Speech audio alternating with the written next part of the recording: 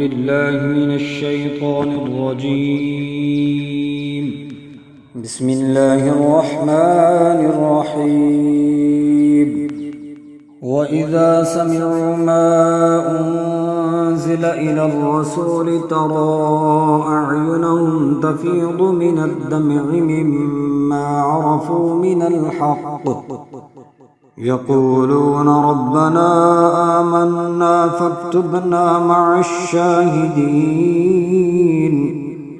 وما لنا لا نؤمن بالله وما جاءنا من الحق ونطمع أن يدخلنا ربنا مع القوم الصالحين. فأثابهم الله بما قالوا جنات تجري من تحتها الأنهار خالدين فيها وذلك جزاء المحسنين. والذين كفروا وكذبوا بآياتنا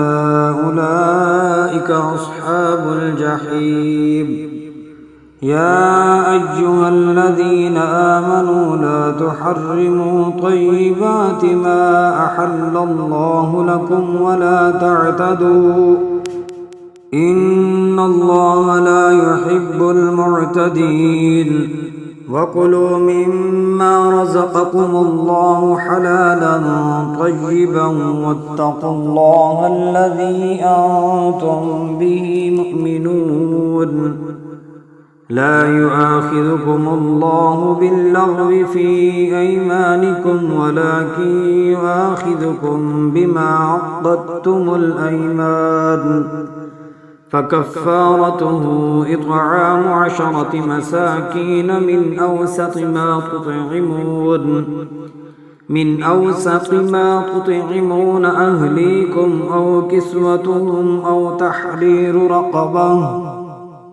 فمن لم يجد فصيام 3 أيام ذلك كفارة أيمانكم إذا حلفتم واحفظوا أيمانكم كذلك يبين الله لكم آياته لعلكم تشكرون. يا أيها الذين آمنوا إنما الخمر والميسر والأنصاب والأزلام رجس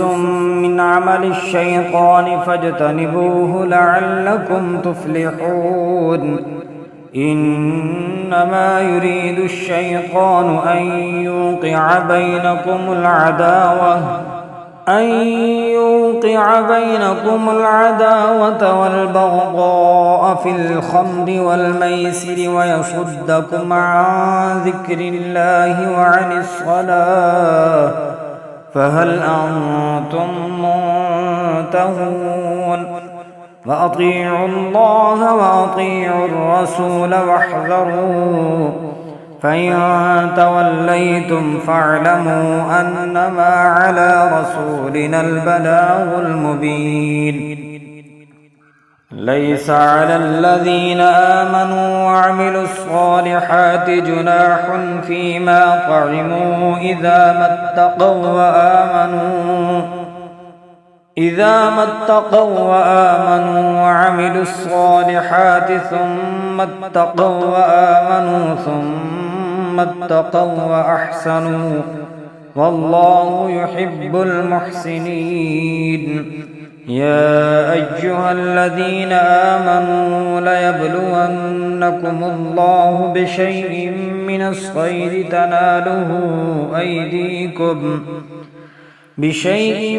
الصيد تناله أيديكم ورماحكم ليعلم الله من يخافه بالغيب فمن اعتدى بعد ذلك فله عذاب أليم. يا أيها الذين آمنوا لا تقتلوا الصيد فأنتم حرم ومن قتله منكم متعمدا فجزاء مثل ما قتل من النعم من النعم يحكم به ذوى عدل منكم هديا بالغ الكعبة أو كفارة طعام مساكين أو عدل ذلك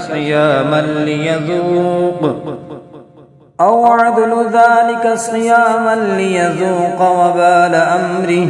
عفى الله عما سلف ومن عاد فينتقم الله منه والله عزيز ذو انتقام. أحل لكم صيد البحر وطعامه متاعا لكم وللسيارة وحرم عليكم صيد البر ما دمتم حرما واتقوا الله الذي إليه تحشرون. جعل الله الكعبة البيت الحرام قياما للناس والشهر الحرام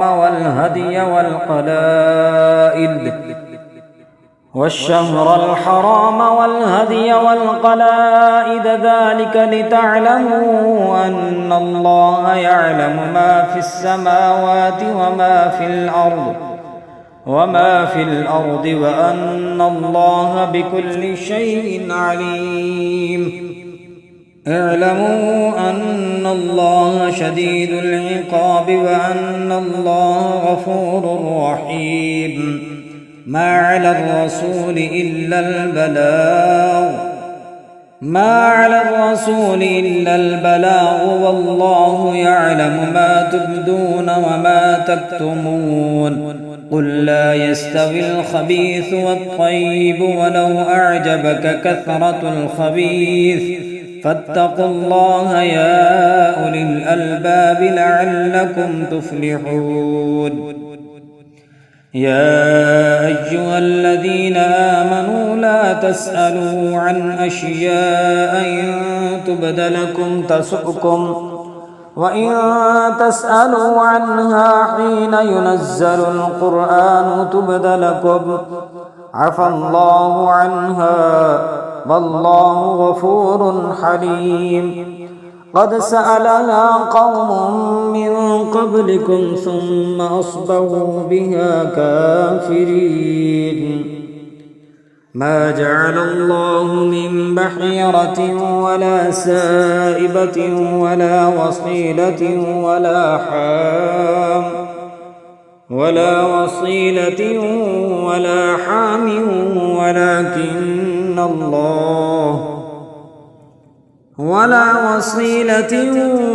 حام ولكن الذين كفروا يفترون على الله الكذب وأكثرهم لا يعقلون. وإذا قيل لهم تعالوا إلى ما أنزل الله وإلى الرسول قالوا حسبنا ما وجدنا عليه آباءنا أولو كان آباؤهم لا يعلمون شيئا ولا يهتدون. يا أيها الذين آمنوا عليكم أنفسكم لا يضركم من ضل إذا اهتديتم إلى الله مرجعكم جميعا فينبئكم بما كنتم تعملون. يا أيها الذين آمنوا شهادة بينكم إذا حضر أحدكم الموت حين الوصية اثنين ذوى عدل منكم أو آخران من غيركم إن أنتم ضربتم في الأرض فأصابتكم مصيبة الموت تحبسونهما من بعد الصلاة فيقسمان بالله إن ارتبتم لا نشتري به ثمنا ولو كان ذا قربى ولا نكتم شهادة الله إنا إذا لمن الآثمين. فإن عثر على أنهما استحقا إثما فآخران يقومان مقامهما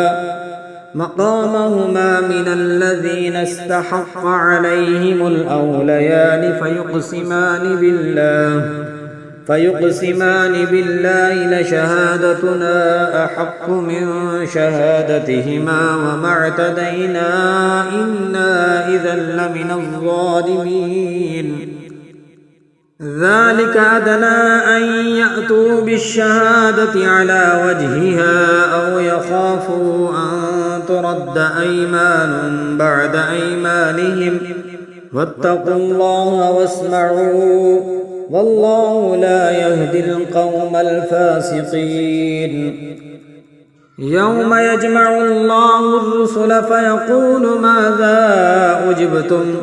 قالوا لا علم لنا إنك أنت علام الغيوب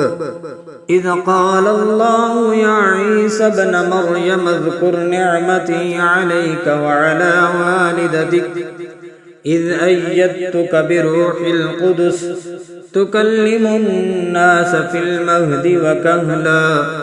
وإذ علمتك الكتاب والحكمة والتوراة والإنجيل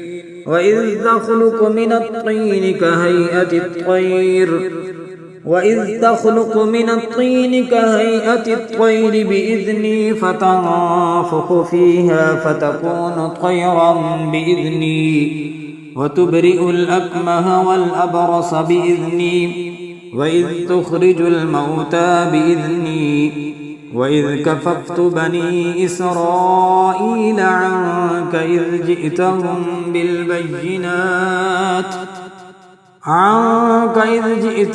بالبينات فقال الذين كفروا منهم إن هذا إلا سحر مبين وإذ أوحيت إلى الحواريين أن آمنوا بي وبرسولي قالوا آمنا واشهد بأننا مسلمون وإذ كففت بني إسرائيل عنك إذ جئتهم بالبينات فقال الذين كفروا منهم إن هذا إلا سحر مبين وإذ أوحيت إلى الحواريين أن آمنوا بي وبرسولي قالوا آمنا واشهد بأننا مسلمون إذ قال الحواريون يا عيسى ابن مريم هل يستطيع ربك أن ينزل علينا مائدة من السماء قال اتقوا الله إن كنتم مؤمنين قالوا نريد أن نأكل منها وتطمئن قلوبنا ونعلم أن قد صدقتنا ونكون عليها من الشاهدين قال عيسى ابن مريم اللهم ربنا أنزل علينا مائدة من السماء تكون لنا عيدا لأولنا وآخرنا وآية منك وارزقنا وأنت خير الرازقين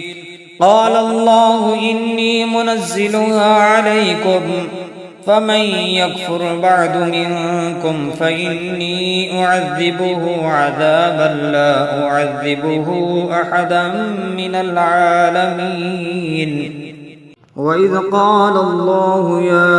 عيسى ابن مريم أأنت قلت للناس اتخذوني وأمي إلهين من دون الله قال سبحانك ما يكون لي أن أقول ما ليس لي بحق إن كنت قلته فقد علمته تعلم ما في نفسي ولا أعلم ما في نفسك إنك أنت علام الغيوب ما قلت لهم إلا ما أمرتني به أن اعبدوا الله ربي وربكم وكنت عليهم شهيدا ما دمت فيهم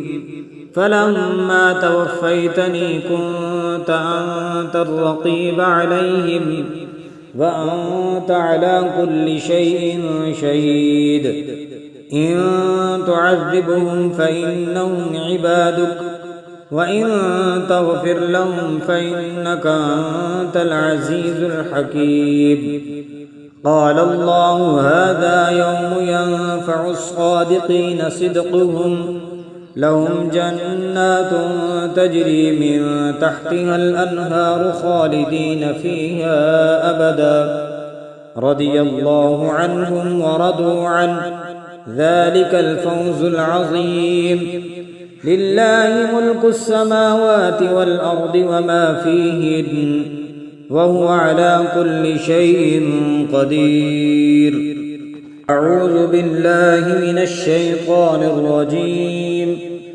بسم الله الرحمن الرحيم. الحمد لله الذي خلق السماوات والأرض وجعل الظلمات والنور ثم الذين كفروا بربهم يعدلون. هو الذي خلقكم من طين ثم قضى أجلا وأجل مسمى عنده ثم أنتم تمترون. وهو الله في السماوات وفي الأرض يعلم سركم وجهركم ويعلم ما تكسبون. وما تأتيهم من آية من آيات ربهم إلا كانوا عنها معرضين. فقد كذبوا بالحق لما جاءهم فسوف يأتيهم أنباء ما كانوا به يستهزئون. ألم يروا كم أهلكنا من قبلهم من قرن مكناهم في الأرض ما لم نمكن لكم وأرسلنا السماء عليهم مدرارا وجعلنا الأنهار تجري من تحتهم فأهلكناهم بذنوبهم وأنشأنا من بعدهم قرنا آخرين. ولو نزلنا عليك كتابا في قرطاس فلمسوه بأيديهم لقال الذين كفروا إن هذا إلا سحر مبين. وقالوا لولا أنزل عليه ملك ولو أنزلنا ملكا لقضي الأمر ثم لا ينظرون. ولو جعلناه ملكا لجعلناه رجلا وللبسنا عليهم ما يلبسون. ولقد استهزئ برسل من قبلك فحاق بالذين سخروا منهم ما كانوا به يستهزئون. قل سيروا في الأرض ثم انظروا كيف كان عاقبة المكذبين. قل لمن ما في السماوات والأرض قل لله كتب على نفسه الرحمة ليجمعنكم إلى يوم القيامة لا ريب فيه. الذين خسروا أنفسهم فهم لا يؤمنون. وله ما سكن في الليل والنهار وهو السميع العليم. قل أغير الله أتخذ وليا فاطر السماوات والأرض وهو يطعم ولا يطعم. قل إني أمرت أن أكون أول من أسلم ولا تكونن من المشركين. قل إني أخاف إن عصيت ربي عذاب يوم عظيم. من يصرف عنه يومئذ فقد رحمه وذلك الفوز المبين. وإن يمسسك الله بضر فلا كاشف له إلا هو وإن يمسسك بخير فهو على كل شيء قدير. وهو القاهر فوق عباده وهو الحكيم الخبير. قل أي شيء أكبر شهادة قل الله شهيد بيني وبينكم وأوحي إلي هذا القرآن لأنذركم به ومن بلغ أئنكم لتشهدون أن مع الله آلهة أخرى قل لا أشهد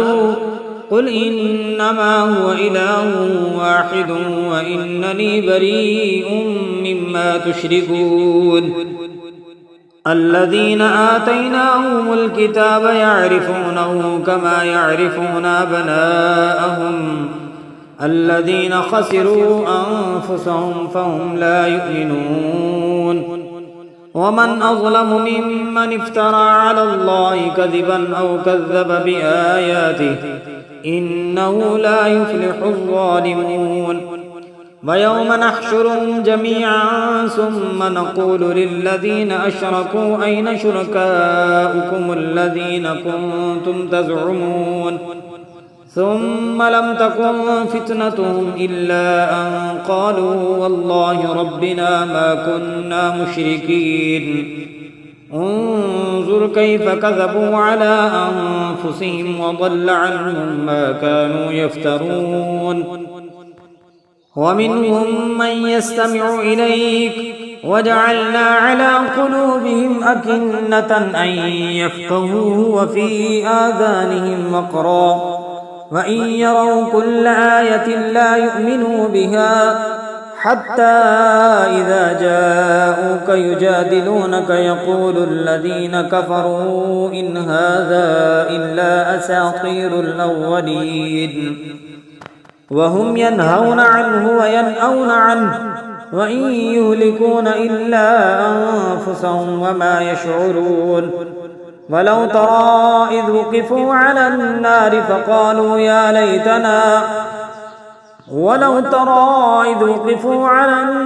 فقالوا يا ليتنا نرد ولا نكذب بآيات ربنا ونكون من المؤمنين بل بدا لهم ما كانوا يخفون من قبل ولو ردوا لعادوا لما نهوا عنه وإنهم لكاذبون وقالوا إن هي إلا حياتنا الدنيا وما نحن بمبعوثين ولو ترى إذ وقفوا على ربهم قال أليس هذا بالحق قالوا بلى وربنا قال فذوقوا العذاب بما كنتم تكفرون قد خسر الذين كذبوا بلقاء الله حتى إذا جاءتهم الساعة بغتة قالوا يا حسرتنا على ما فرطنا فيها وهم يحملون أوزارهم على ظهورهم ألا ساء ما يزرون وما الحياة الدنيا إلا لعب ولهو وللدار الآخرة خير للذين يتقون أفلا تعقلون قد نعلم إنه ليحزنك الذي يقولون فإنهم لا يكذبونك ولكن الظالمين بآيات الله يجحدون ولقد كذبت رسل من قبلك فصبروا على ما كذبوا وأوذوا حتى أتاهم نصرنا ولا مبدل لكلمات الله ولقد جاءك من نبأ المرسلين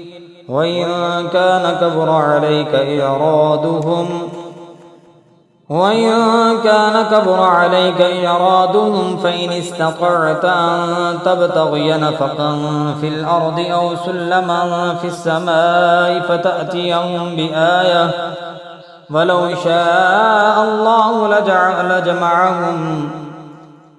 ولو شاء الله لجمعهم على الهدى فلا تكونن من الجاهلين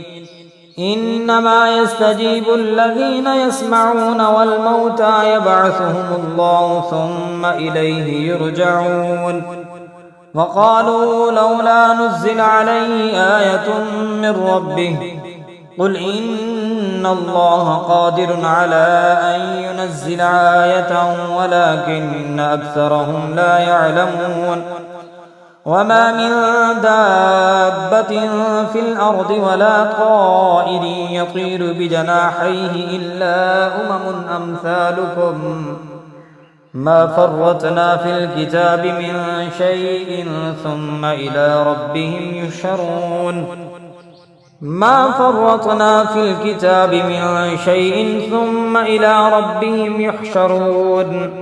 والذين كذبوا بآياتنا صم وبكم في الظلمات من يشاء الله يضلله ومن يشاء يجعله على صراط مستقيم قل أرأيتكم إن أتاكم عذاب الله أو أتتكم الساعة أغير الله تدعون إن كنتم صادقين بل إياه تدعون فيكشف ما تدعون إليه إن شاء وتنسون ما تشركون ولقد أرسلنا إلى من قبلك فأخذناهم بالبأساء والضراء لعلهم يتضرعون فلولا إذ جاءهم بأسنا تضرعوا ولكن قست قلوبهم وزين لهم الشيطان ما كانوا يعملون فلما نسوا ما ذكروا به فتحنا عليهم أبواب كل شيء حتى إذا فرحوا بما أوتوا أخذناهم بغتة فإذا هم مبلسون فقطع دابر القوم الذين ظلموا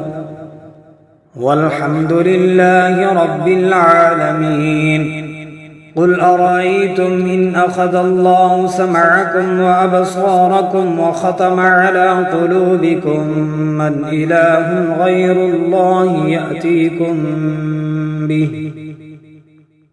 انظر كيف نصرف الآيات ثم هم يصدفون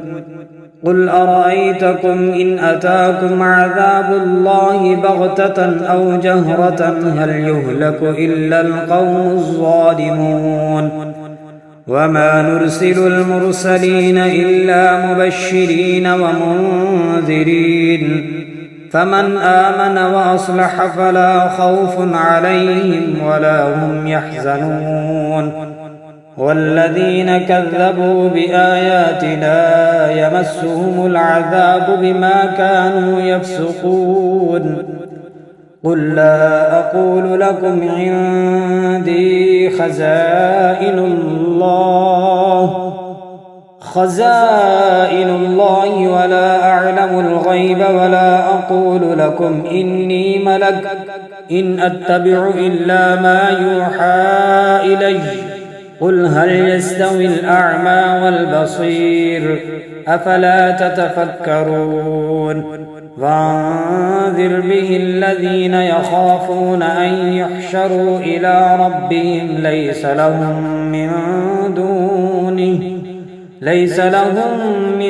دونه ولي ولا شفيع لعلهم يتقون ولا تطرد الذين يدعون ربهم بالغداة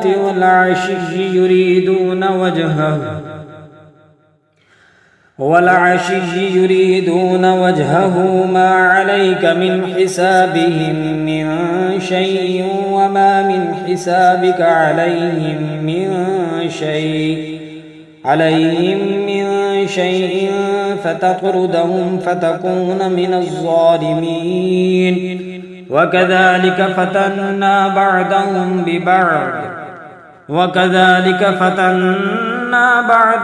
ببعض ليقولوا أهؤلاء من الله عليهم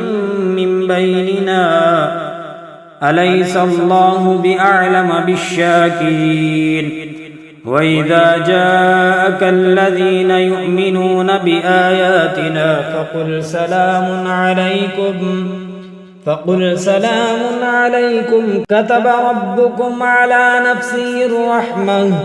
أنه من عمل منكم سوءا بجهالة ثم تاب من بعده وأصلح فأنه غفور رحيم وكذلك نفصل الآيات ولتستبين سبيل المجرمين قل إني نهيت أن أعبد الذين تدعون من دون الله قل لا أتبع أهواءكم قد ضللت إذا وما أنا من المهتدين قل إني على بينة من ربي وكذبتم به ما عندي ما تستعجلون به إن الحكم إلا لله يقص الحق وهو خير الفاصلين قل لو أن عندي ما تستعجلون به لقضي الأمر بيني وبينكم والله أعلم بالظالمين وعنده مفاتح الغيب لا يعلمها إلا هو ويعلم ما في البر والبحر وما تسقط من ورقة إلا يعلمها ولا حبة في ظلمات الأرض ولا رطب ولا يابس إلا في كتاب مبين وهو الذي يتوفاكم بالليل ويعلم ما جرهتم بالنهار ثم يبعثكم فيه ليقضى أجل مسمى ثم إليه مرجعكم ثم ينبئكم بما كنتم تعملون وهو القاهر فوق عباده ويرسل عليكم حفظه حتى إذا جاء أحدكم الموت توفته رسلنا وهم لا يفرطون ثم ردوا إلى الله مولاهم الحق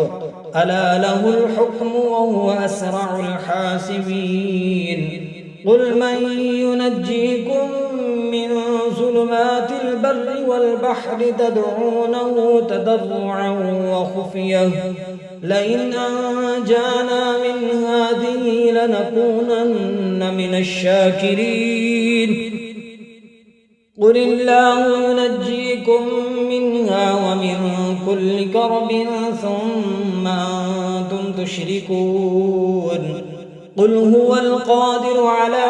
أن يبعث عليكم عذابا من فوقكم أو من تحت أرجلكم أو يلبسكم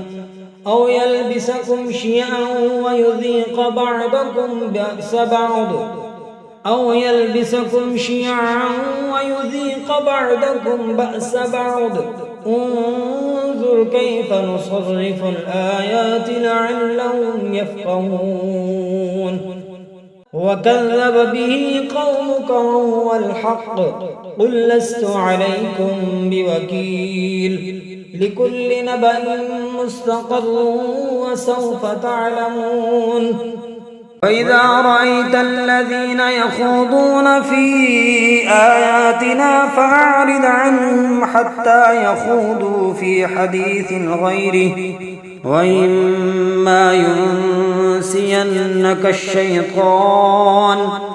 وإما ينسينك الشيطان فلا تقعد بعد الذكرى مع القوم الظالمين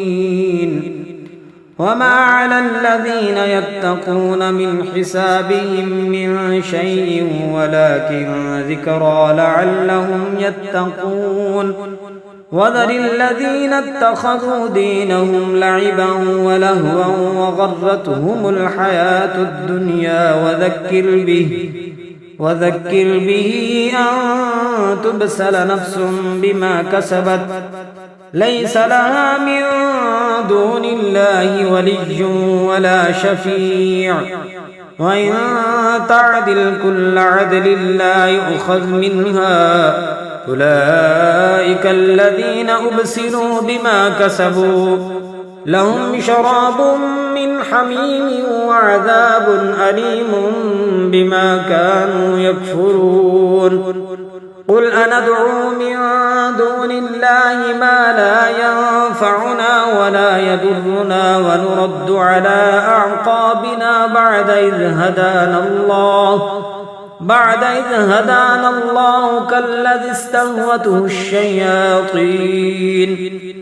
كالذي استهوته الشياطين في الأرض حيران له أصحاب يدعونه إلى الهدى ائتنا قل إن هدى الله هو الهدى وأمرنا لنسلم لرب العالمين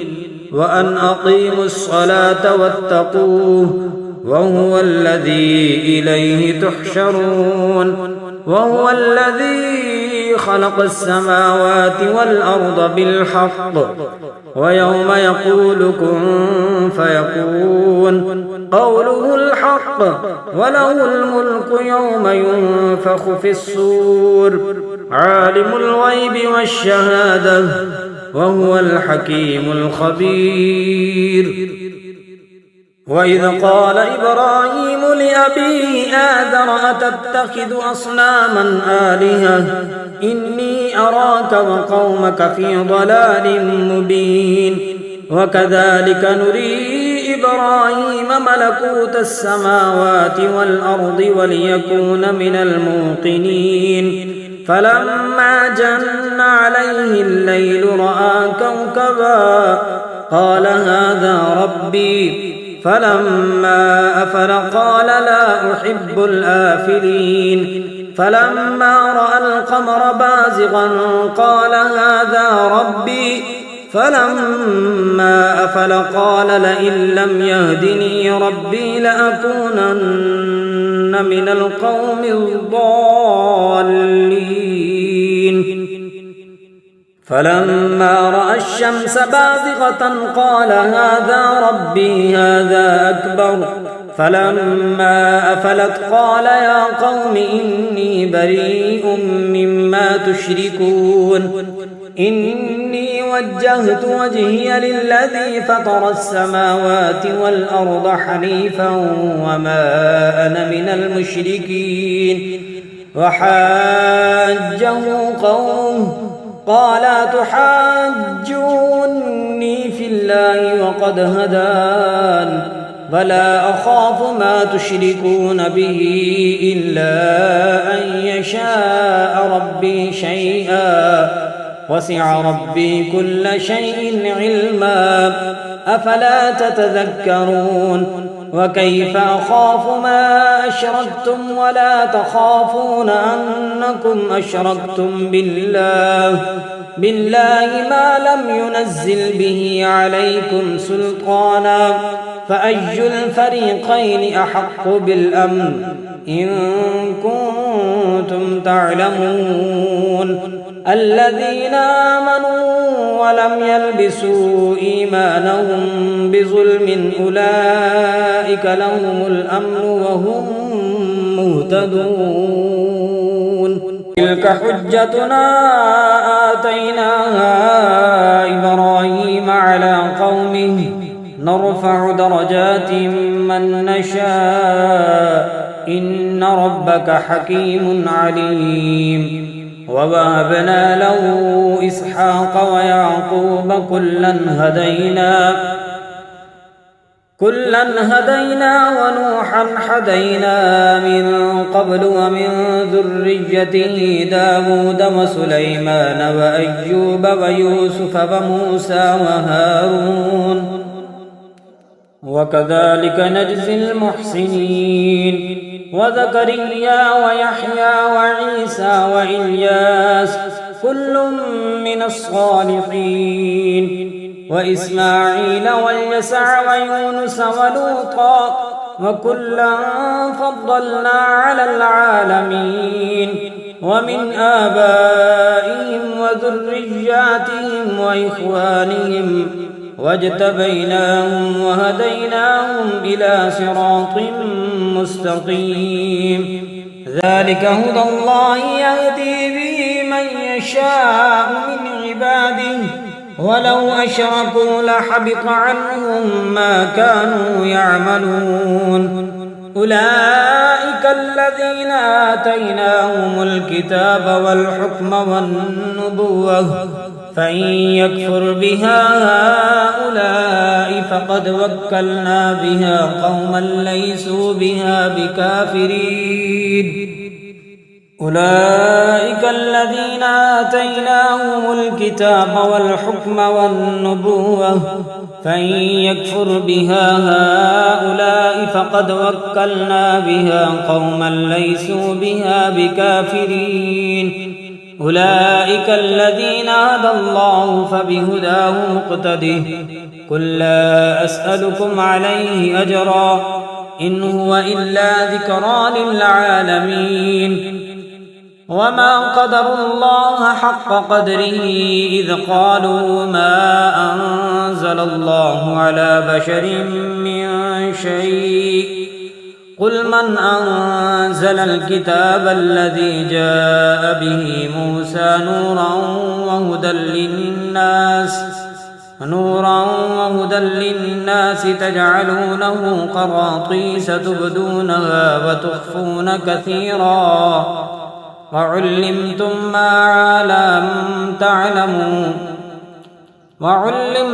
ما لم تعلموا أنتم ولا آباؤكم قل الله ثم ذرهم في خوضهم يلعبون فهذا كتاب أنزلناه مبارك مصدق الذي بين يديه ولتنذر أم القرى ومن حولها والذين يؤمنون بالآخرة يؤمنون به وهم على صلاتهم يحافظون ومن أظلم ممن افترى على الله كذبا أو قال أوحي إلي ولم يوحى إليه شيء ومن قال سأنزل مثل ما أنزل الله ولو ترى إذ الظالمون في غمرات الموت والملائكة باسطوا أيديهم أخرجوا أنفسكم اليوم تجزون عذاب الهون بما كنتم تقولون على الله غير الحق وكنتم عن آياته تستكبرون ولقد جئتمونا فرادا كما خلقناكم أول مرة وتركتم ما خولناكم وراء ظهوركم وما نرى معكم شفعاءكم الذين زعمتم أنهم فيكم شركاء لقد تقطع بينكم وضل عنكم ما كنتم تزعمون إن الله فالق الحب والنوى يخرج الحي من الميت ومخرج الميت من الحي ذلكم الله فأنا تؤفكون فالق الإصباح وجعل الليل سكنا والشمس والقمر حسبانا ذلك تقدير العزيز العليم وهو الذي جعل لكم النجوم لتهتدوا بها في ظلمات البر والبحر قد فصلنا الآيات لقوم يعلمون وهو الذي أنشأكم من نفس واحدة فمستقر ومستودعه قد فصلنا الآيات لقوم يفقهون وهو الذي أنزل من السماء ماء فأخرجنا به نبات كل شيء فأخرجنا منه خضرا نخرج منه حبا متراكبا ومن النخل من طلعها قنوان دانية وجنات من أعناب دانية وجنات من أعناب والزيتون والرمان مشتبها وغير متشابه انظروا إلى ثمره إذا أثمر وينعه إن في ذلكم لآيات لقوم يؤمنون وجعلوا لله شركاء الجن وخلقهم وخرقوا له بنين وبنات بغير علم سبحانه وتعالى عما يصفون بديع السماوات والأرض أنى يكون له ولد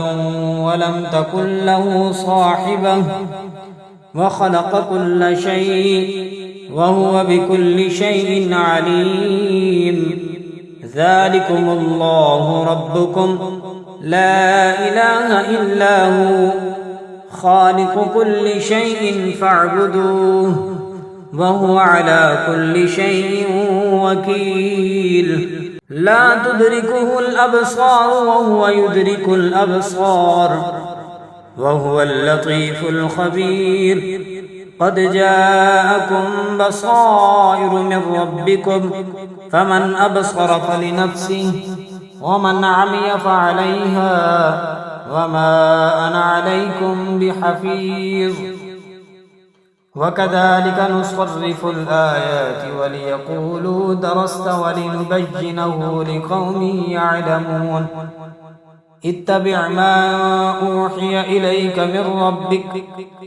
اتبع ما أوحي إليك من ربك لا إله إلا هو وأعرض عن المشركين ولو شاء الله ما أشركوا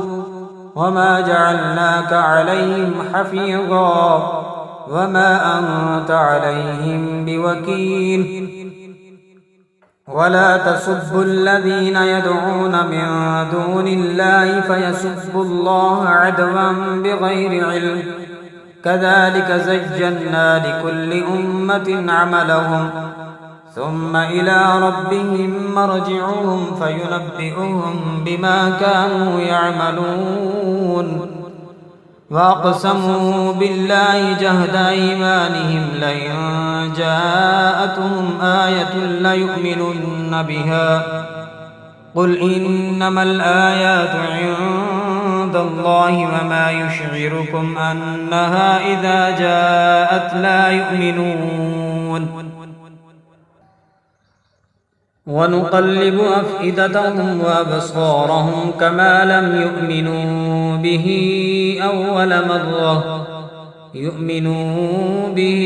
أول مرة ونذرهم في طغيانهم يعمهون